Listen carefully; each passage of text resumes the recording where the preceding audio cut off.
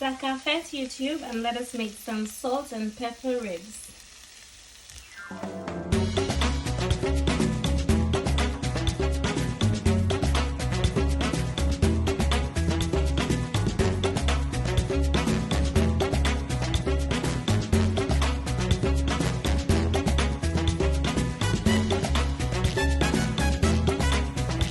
Bowl, I have 1 kilogram of ribs, and I'm just gonna season it lightly. For seasonings, I have some oil, parsley, thyme, some coarse sea salt, chicken and steak seasoning, some black pepper, and some Old Bay. Okay, I will leave the exact measurements for everything down in the description box, so make sure you check it out.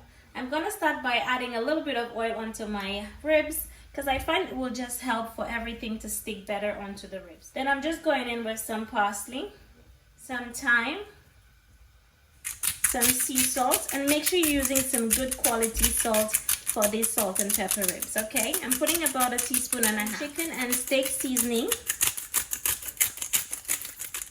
And you can get this one from Aldi, here in the UK, of course. And black pepper. Putting just a little sprinkle of Old Bay on there like so, and we're just gonna mix that up. Now usually I would add some of my green seasoning to this, but I don't have any green seasoning available at the moment, so this is why I'm leaving it out. But if you have any, feel free to use some, okay?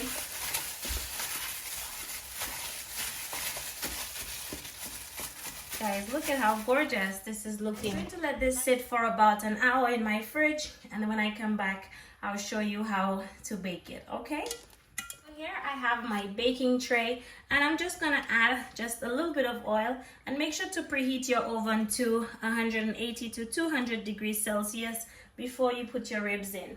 Now, usually for salt and pepper ribs, you need to fry it, but I find that if I bake it for at least 30 minutes, it will just help to soften it up just a little bit before we fry it, okay?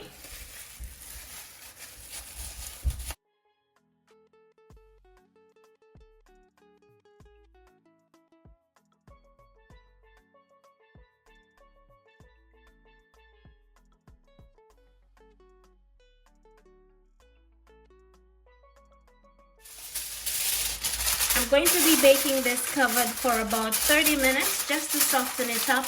I'm using some foil, and guys, just for 30 minutes just to soften those ribs, okay? So into my oven we go for 30 minutes, and I'll come back and show you how it's looking after the 30 minutes.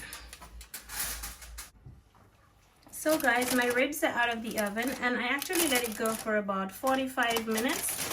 And this is how it's looking. You don't have to bake it beforehand, but it's just a way I find that it can really help to soften the ribs before you fry it. So yes, let's go ahead and do that.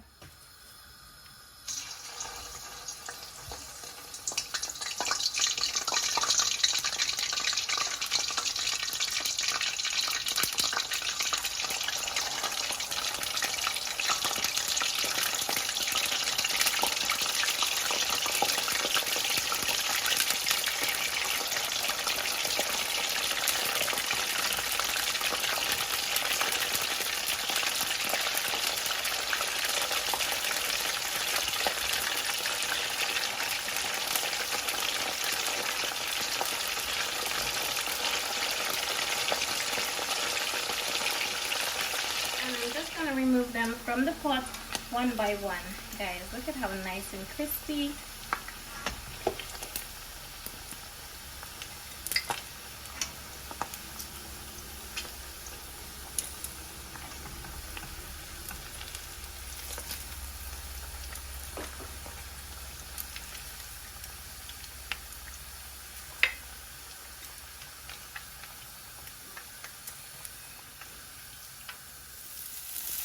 So using the same pot, I just went in with some onions,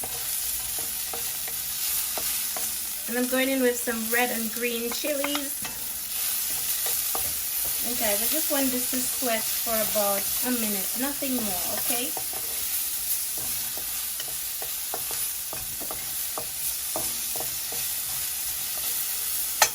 Now I'm going in with my spring onions. And just toss this in there as well.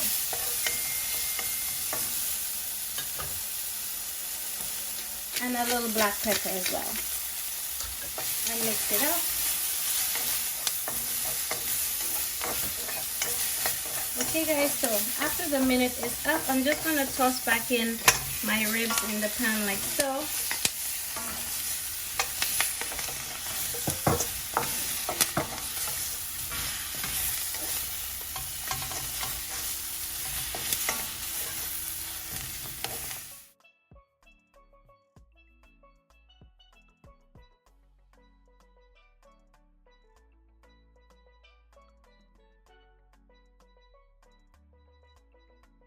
That looks absolutely amazing. So I'm just going to turn it off now because it's time to serve.